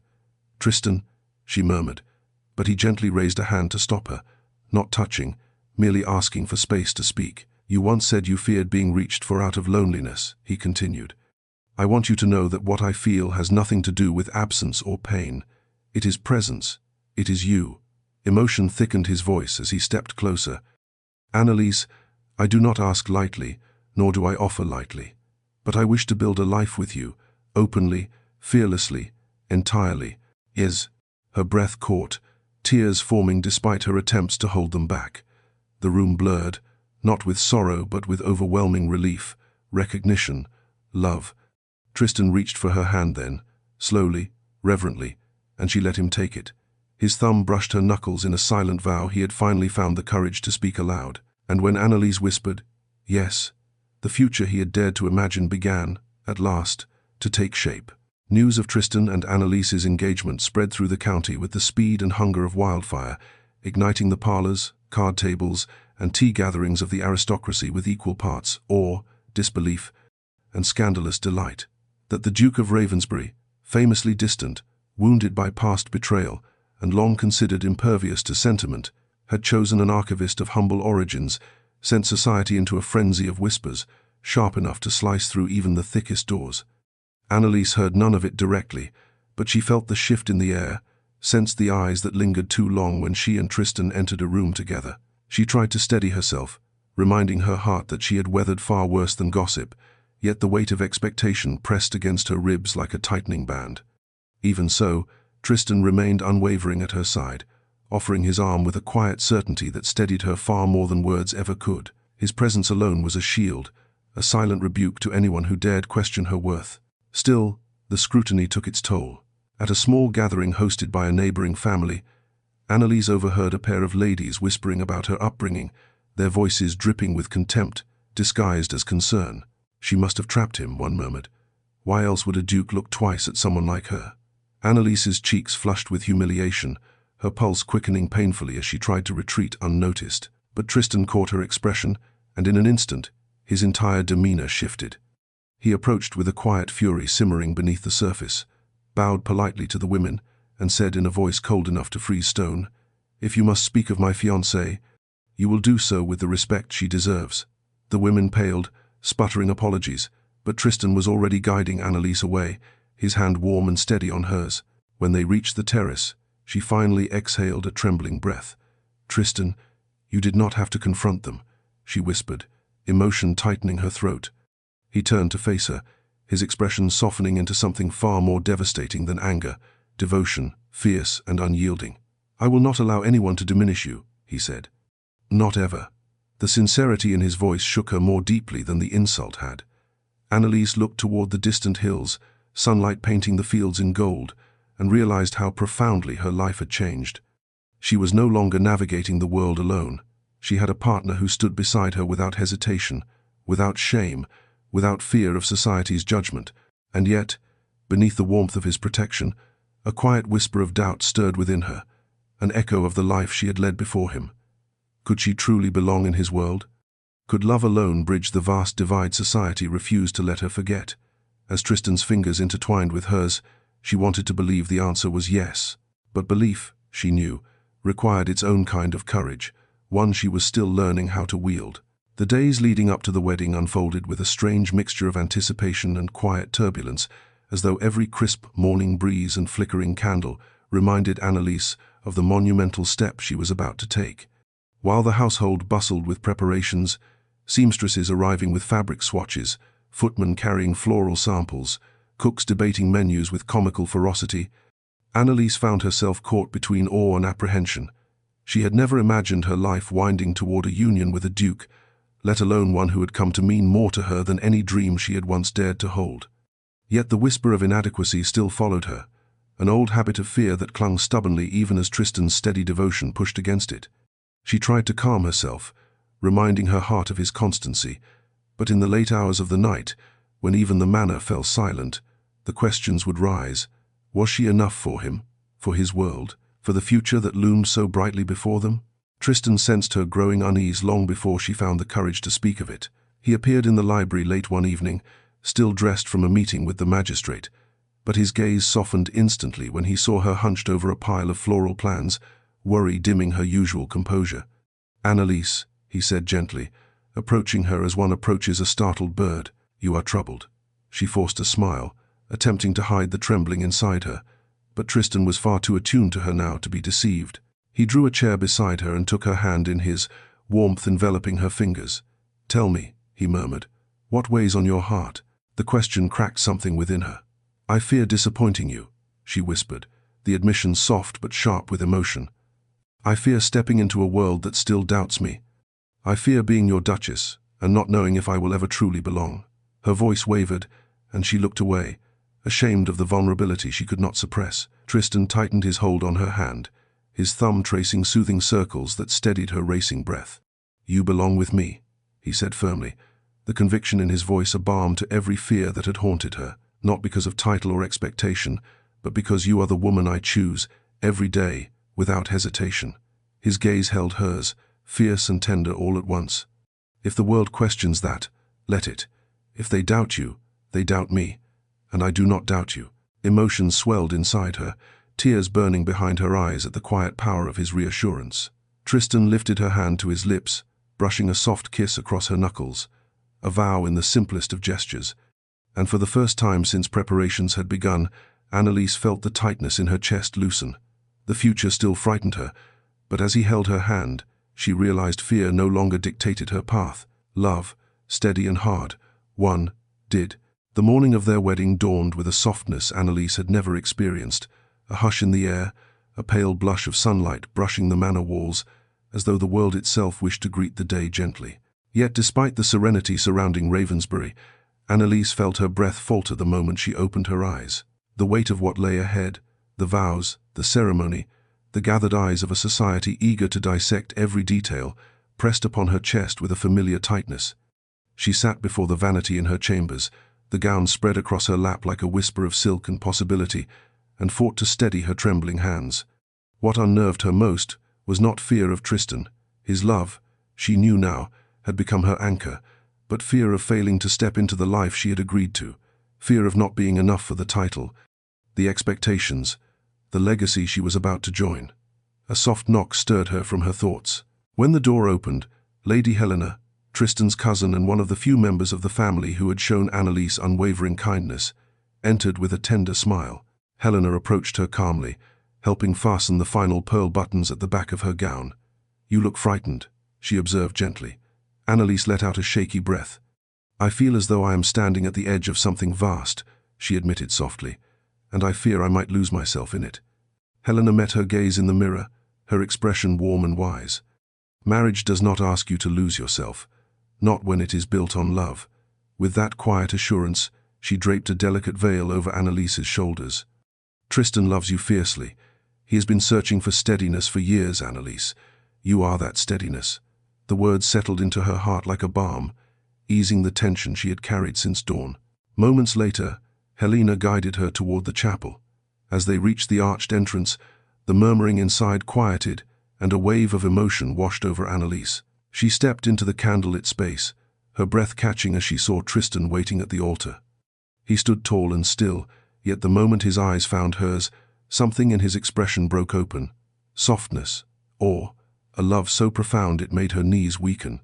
As she walked toward him, each step felt like a quiet surrender to a future she was finally ready to claim. When she reached his side, Tristan took her hand with a reverence that brought tears to her eyes. His thumb brushed her knuckles gently, grounding her in the warmth of his presence. And as the officiant began to speak, Annalise realized something with stunning clarity. She was not stepping into an unfamiliar world alone. She was stepping into it with Tristan, her partner, her equal, the man who had chosen her not despite her past, but because he saw her strength through it. And in that moment, all fear melted into quiet, overwhelming joy. The vows unfolded in soft, steady currents, Tristan's voice low yet unwavering, Annalise's trembling at first, then growing stronger with each promise she offered. The chapel, bathed in the golden glow of flickering candles, seemed to breathe with them, holding its silence reverently as though even the ancient stones recognized the significance of the moment. When Tristan spoke his final vow, emotion thickening his words, Annalise felt her heart open in a way she had never allowed before. "You are my chosen future," he murmured, voice breaking only slightly, my trust restored, my courage returned. Tears gathered in her eyes, spilling freely when she repeated her own vow, to stand beside him with devotion, resilience, and truth. Their hands remained intertwined, a silent reaffirmation between each phrase, and when the ceremony ended with the sealing kiss, a tender, lingering meeting of lips that spoke of gratitude, passion, and profound relief, Annalise felt the world shift beneath her feet. No fear remained, only certainty. After the ceremony, the guests filtered toward the reception hall, where musicians played soft strings and tables shimmered with elegant arrangements. Yet amid the grandeur, Annalise found herself overwhelmed by the press of voices, the curious stares, the overly polite compliments steeped in quiet scrutiny. She navigated each greeting with practiced grace, but her heart longed for a moment of quiet, an escape into the stillness where she could breathe freely again. Tristan sensed her unease before she voiced it. With a discreet touch at her elbow, he guided her toward a smaller antechamber adjoining the hall. Once inside, away from the crowd, He closed the door behind them and exhaled with a soft, strained laugh. "I thought I was prepared for all of this," he admitted, brushing a hand through his hair. "But I had not counted on how fiercely I would wish to keep you to myself today." Annalise felt warmth bloom in her chest, her earlier anxieties easing beneath the glow of his affection. "You handled the crowd well," she teased softly. "A formidable duke indeed." He smiled, truly smiled, in a way that lit his entire face. "I only made it through because you were beside me." He stepped closer, hesitating only long enough for her to give the smallest nod, then gently cupped her face in his hands. The kiss he gave her was different from the ceremonial one, deeper, almost desperate in its tenderness, filled with the weight of everything they had survived to reach this moment. When they finally parted, Tristan rested his forehead against hers, breath uneven. "I want this life with you," he whispered. "Every quiet moment, every challenge, every joy. You make Ravensbury feel alive again." Annalise closed her eyes, letting the words settle into her soul like a vow all their own. In that small, quiet room, she felt the truth resonate through her. This was not merely a union sanctioned by society or ceremony. It was the beginning of a marriage built on healing, choice, and the fierce, unwavering love they had both fought so hard to reclaim. As the evening stretched on, Tristan led Annalise away from the reception with a look she had come to recognize, a quiet invitation, tender and earnest, asking her to trust him just a little further. He guided her through a familiar corridor, but instead of turning toward their chambers or the bustling hall, he paused at a doorway she had only seen once before, the restored wing. Her breath caught as he pushed the door open, revealing a warm, softly illuminated space transformed from the abandoned shell it had once been. Gentle candlelight flickered along the walls, casting golden glows across the elegant furnishings that now filled the room, fresh drapes, polished floors, restored portraits, and a delicate settee arranged beneath the tall windows. The transformation was breathtaking, but what stole her breath entirely was the knowledge that he had chosen this space for her, for them. Tristan watched her reaction with a tenderness that sent her heart rushing. "I wanted our first evening as husband and wife to begin here," he said quietly, "in a room that once symbolized loss but now symbolizes hope." His voice softened further. "Because of you." Annalise swallowed hard, emotion tightening her throat. She traced her fingertips along the back of a velvet chair, marveling at the care taken in every detail. "It is beautiful," she whispered. But Tristan stepped closer, his hand brushing hers in a gesture so delicate it made her pulse tremble. "It is a fraction of what you deserve." The words nearly undid her. She felt the weight of the moment settle around them, gentle, intimate, filled with a tenderness that made her chest ache.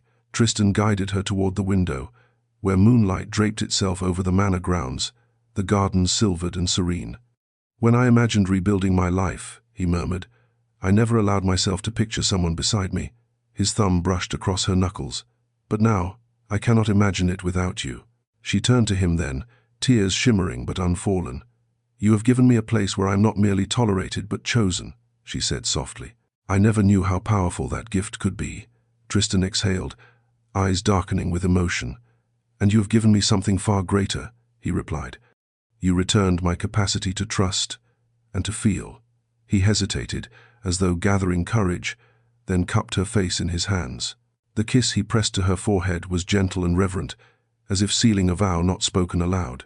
When she leaned into him, resting her head against his chest, Tristan wrapped his arms around her with a certainty that made her feel wholly, profoundly safe. Outside, the moon climbed higher, casting quiet silver across the room. Inside, two hearts, once wounded, once guarded, settled into a shared rhythm, each beat an unspoken promise of what their future would hold. Months passed, and Ravensbury blossomed into a place transformed, not through grand renovations or sweeping decrees, but through the quiet, steady influence of a duchess who carried kindness like a lantern, and a duke who had finally learned how to let the light reach him. Annalise moved through the estate with newfound confidence, no longer shadowed by doubt or the echoes of a life defined by heartbreak. The staff greeted her with genuine fondness, not reverence. The tenants sought her counsel eagerly, admiring her thoughtful approach to their needs. And Tristan, once a man of elegant restraint and guarded silences, seemed almost reborn. He accompanied her on morning walks through the orchards, worked beside her in the estate office, and listened with rapt attention to her ideas for restoring forgotten traditions within the community. His smiles came more easily, warmer and truer than the polite expressions society once mistook for contentment. He had not shed his natural quietness. Indeed, he wore it as a comfort rather than a shield. But Annalise now knew the depth beneath it, the tenderness he revealed only to her. Their marriage was not perfect. No union forged from two wounded pasts could be, but it was built on something far stronger than perfection. It was built on choice, steadfast, deliberate, renewed each day in moments both grand and quiet. One late afternoon, as winter gave way to early spring, Tristan brought Annalise to the estate gardens where the first blooms had begun to surface. The air smelled faintly of earth and promise. He offered her his arm, though the gesture was less formality than affection now. They walked slowly, pausing beneath the budding branches of a magnolia tree, the same tree, Annalise realized, that she had stood beside on the morning she doubted whether she belonged in his world. Now, she felt entirely at home. Tristan stopped, turning toward her with a softness that still had the power to steal her breath. "I used to believe the future was something to endure," he said quietly. "Something that would arrive no matter how tightly I held the past." He lifted her hand, brushing his thumb across her knuckles. "But with you, I have learned it can be something to look forward to." A warm laugh escaped her, soft as petals drifting on wind. "And I used to believe love was something meant for others," she whispered. "Something too fragile for a heart like mine." She met his gaze, steady and sure. "But you taught me that love is not fragile. It is brave." Tristan's expression softened into something reverent. He leaned down, pressing a slow, tender kiss to her lips, less a declaration than a quiet sealing of the life they had built. As they drew apart, he rested his forehead against hers, the magnolia branches swaying gently above them. And in that moment, Annalise knew the truth of their journey. Two hearts once fractured had found not just healing, but wholeness in one another. Their future stretched before them, not perfect, not certain, but beautifully, courageously theirs.